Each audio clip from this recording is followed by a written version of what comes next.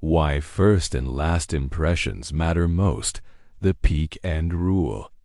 What matters more in relationships, the middle or the ending? Psychology shows people remember the peak moments and the ending of experiences most. That's why first dates and goodbyes stick in memory more than anything else.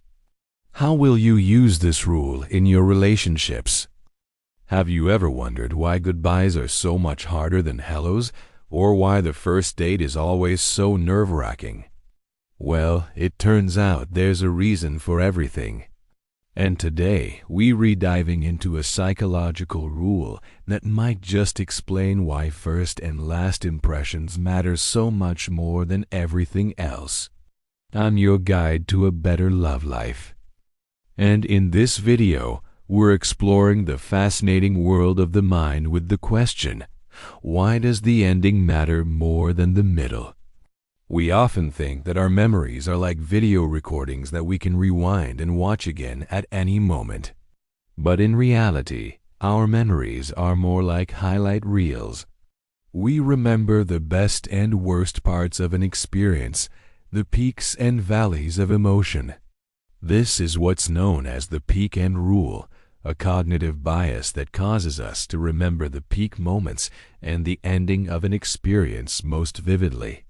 The rest of the experience fades into the background, becoming a blurry, unimportant mess.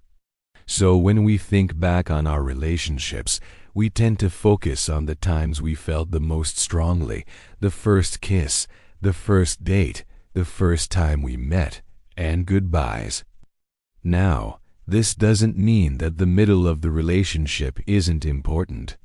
Of course it is. But how we perceive the middle depends on how we frame it. If we leave a relationship feeling satisfied and happy, then the entire experience feels positive. But if we leave a relationship feeling anxious, confused, or hurt, then the entire experience can be colored negatively, even if it started out great. Let's take a minute to think about this in the context of dating. Imagine you go on a date with someone and you have a great time. You talk for hours, you laugh, you make eye contact, you feel a spark. But then at the end of the date, they tell you that they're not interested in pursuing anything further. Even if you had the time of your life during that date, the ending colored by their rejection makes the entire experience feel negative. On the other hand, imagine you go on another date with someone and you don't click at all. You sit in silence for large parts of the date. You don't make eye contact. You don't feel any chemistry. But then at the end of the date, they tell you that they really enjoyed getting to know you and they'd like to see you again. Even if the date was objectively bad, the ending colored by their interest makes the entire experience feel positive. In both of these scenarios, the ending of the date has the power to completely change how you view the entire experience. So keep this in mind.